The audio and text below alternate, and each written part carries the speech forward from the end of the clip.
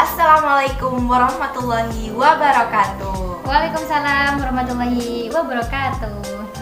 Berjumpa lagi di acara podcast Obsesi, obrolan santai terkini.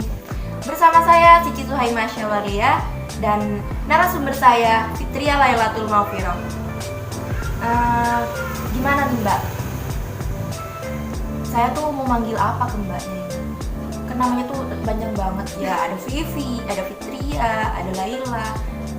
Yang lebih cocok tuh yang mana Mbak? Kalau saya sih Mbak, kebanyakan teman-teman itu manggilnya Vivi. Karena saya itu lebih banyak itu dipanggil Vivi. Jadi Mbak itu panggil Vivi aja. Walaupun dulu waktu saya itu sekolah di SD, MTS, SMA itu kebanyakan dipanggil Fit. Jadi panggilnya tuh Fit gitu. Tapi lebih enaknya itu dipanggil Vivi aja Mbak. Oke. Untuk lebih akrab ya saya panggil Mbak Vivi. Ngomong-ngomong, kabarnya tuh hari ini gimana Mbak? Alhamdulillah Mbak, kabar saya itu baik gitu. Walaupun hati saya itu sakit, tapi fisik saya itu baik. Alhamdulillah. Bercanda ya teman-teman, bercanda. Ya alhamdulillah kalau begitu Mbak.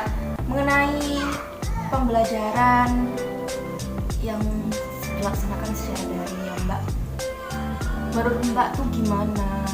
Keluh kesah yang dirasakan, pesannya tuh gimana? Pesan moralnya, pesan atau tips untuk para pemuda yang sedang mengalami atau sedang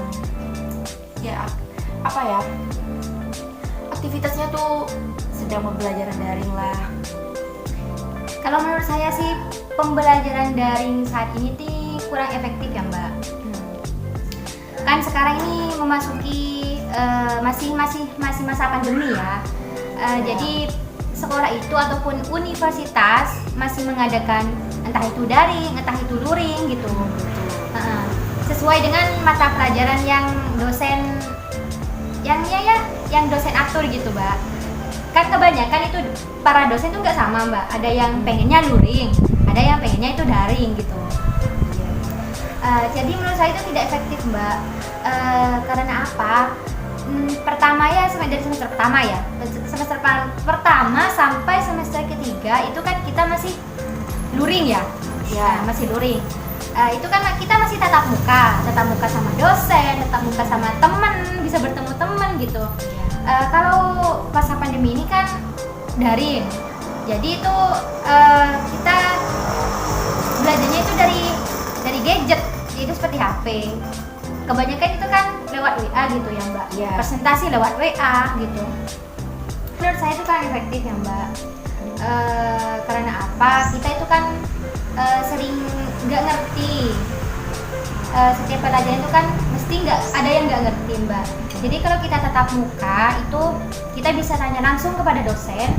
Walaupun dalam daring itu kita bisa bertanya langsung juga, tapi itu menurut saya itu kurang efektif ya Mbak gitu.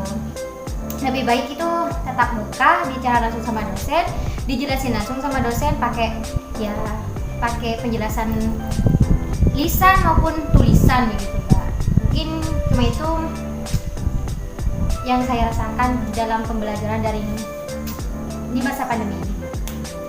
Untuk media ya, mengenai media kan pembelajaran daring ini pasti menggunakan media ya.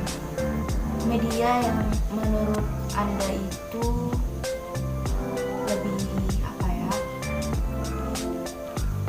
lebih terjangkau penggunaannya. Maksudnya tuh gini, penggunaannya tuh gak terlalu menguras kuota lah Mbak. Kalau di kampusnya Mbak ini menggunakan media seperti apa sih? Kalau di kampus saya itu menggunakan kalau di saat menyetorkan tugas gitu menggunakan e-learning, semacam aplikasi e-learning itu semacam pengumpulan tugas, entah itu lewat link, entah itu lewat file, entah itu foto gitu. Dan untuk media yang lainnya itu kebanyakan menggunakan WhatsApp.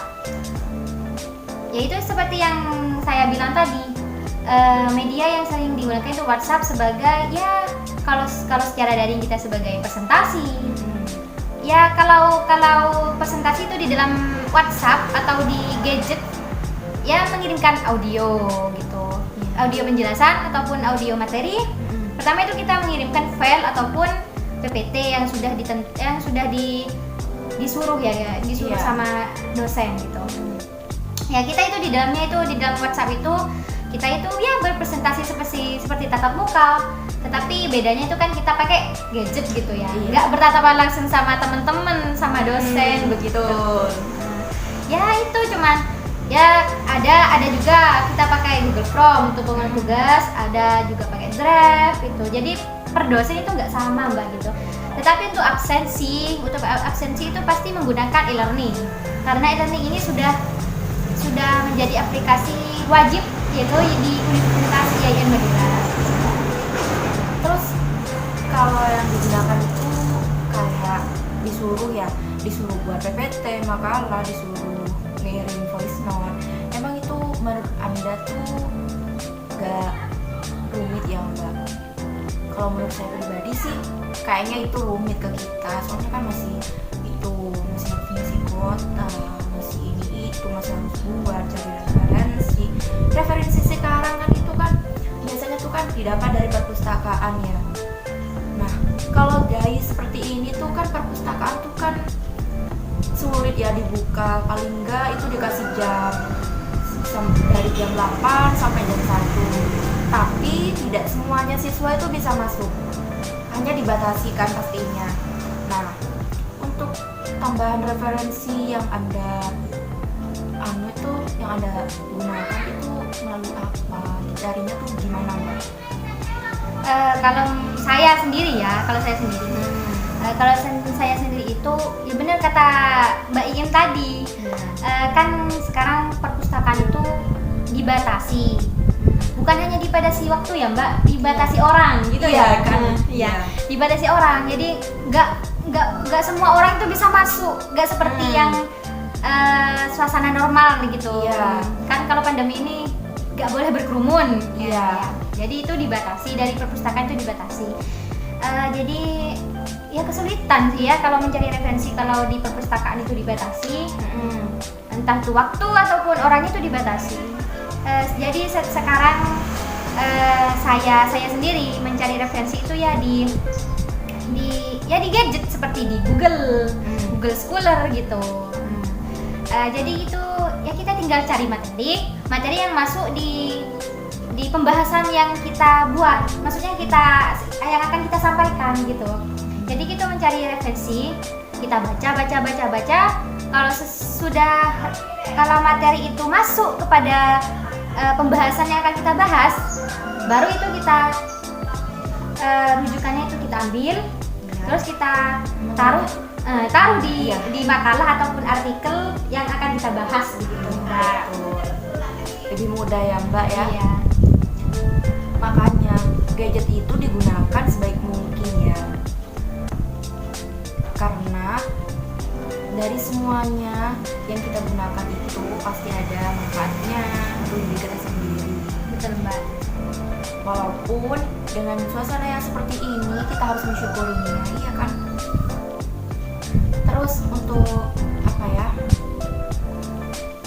yang sering pastinya tuh ada kendala ya Mbak dalam pembelajaran yang kita laksanakan sekarang ini. Luring dari itu pasti melelahkan, iya kan? Pasti Mbak. Ketika kita pasti saat pembelajaran yang jam pertama itu daring ya, jam kedua itu luring, itu kan ke kitanya itu kan pasti kayak pusing ya, mikir gimana untuk mengefisiensi waktunya tuh, gimana untuk ke kampusnya gitu kan. Pastinya itu pasti kan ada kendala ya Mbak ya. Gimana tuh kendala yang sering Mbaknya sendiri hadapi? Kalau menurut saya sih Mbak, kalau kendala saat pandemi ini, yang tadi itu kan pelajaran tidak efektif gitu ya Mbak. Dan ya bukan hanya pelajaran Mbak, kuota itu menipis gitu. Nah iya betul sekali. Ya, kuota itu menipis. Di samping banyak tugas, harus dikumpulkan deadline-nya itu. Deadline-nya. Hampir apa itu mbak? Hampir nyampe ke deadline. Hampir nyampe, kita kan harus terburu-buru mengerjakannya gitu mbak. Di samping itu kuota kita itu menipis gitu. Sedangkan dari pemerintah Lambat ya? iya lambat banget mbak, bukan cuma lambat. Biasanya tuh kan kalau dari pemerintah tuh kan 1 bulan sekali, terus kadang nggak dikasih sama sekali ya kan? Iya, dulu itu kalau dari pemerintah itu dikasih sih mbak, per bulan itu dikasih. Tapi sekarang kenapa kok ya dikasih tapi cuma itu kayaknya kalau saya pernah 2 bulan itu sekali gitu, 1 kali. 2 bulan itu 1 kali gitu. Jadi ya menipisnya kuota itu menjadi kendala banget gitu bagi mahasiswa daring. Iya, terkadang walaupun kuotanya ada, tapi jaringan yang Iya. enggak. Jaringan kan di setiap tahun itu kan di tempat kita tuh kan semuanya tidak sama ya. Ada yang tempatnya terpencil, itu biasanya jaringannya tuh tidak normal, iya kan? Iya mbak. Jadi kita itu harus mencari mencari jaringan sesuai dengan suasana di rumah kita supaya lancar gitu. Iya. Berarti ini juga termasuk ke solusi kita ya Mbak ya. Iya. Jadi untuk pembelajaran dari ini belum dilaksanakan secara efektif. Nah, untuk keefektifannya ini gimana dari siswanya sendiri dan dari dosen ya Mbak? Pastinya harus seperti itu. Kalau siswanya itu nggak bisa mengerti, ya perlu ada tindakan dari dosen sendiri ya. Sebelumnya terima kasih ya Mbak Vivi sudah membantu saya untuk mewakili semua keluh kesah para pemuda-pemudi yang sedang merasakan pembelajaran daring saat ini. Nah, untuk kalian jangan lupa nih solusinya, walaupun pembelajaran kita daring ataupun luring itu sama saja ya. Tapi itu gimana kita dari kitanya sendiri. Pembelajaran itu sama saja, dimanapun dan kapanpun itu sama saja kita belajar. Ambil manfaatnya saja. Betul kan Mbak Vivi? Betul Mbak Im. Jadi walaupun kita itu daring, entah itu luring, kan niat kita itu untuk kuliah ya, untuk belajar gitu. Jadi walaupun suasananya itu sekarang itu lagi daring, lagi tidak tatap muka, lagi tidak bertemu langsung sama teman-teman ataupun dosen, itu sama-sama belajar gitu. Iya. Jadi tergantung dari kita. Walaupun kita sebelumnya di luring kita semangat mengejar cita-cita, maksudnya itu mengejar nilai gitu ya. Mengejar nilai kebanyakan ya. kayak gitu Itu ya. kebanyakan kalau sekarang itu daring. Ya daring itu ya rebahan, males gitu ya. Jadi kita itu sebagai mahasiswa ya, mahasiswa penerus bangsa gitu ya. Semangat teman-teman. Harus semangat walaupun entah itu daring atau entah itu luring, kita itu sama-sama belajar. Itu Iya, ya Mbak ya? Iya betul sekali Mbak. Nah, jadi untuk kalian nih tetap jaga kesehatan dengan cara patuhi protokol. Tetap jaga jarak. Pakai masker.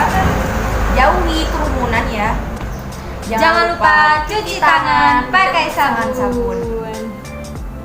Nah, terima kasih ya Mbak Vivi Sama-sama. sebelumnya. Cukup sekian dari saya dan Mbak Vivi. Wassalamualaikum warahmatullahi wabarakatuh.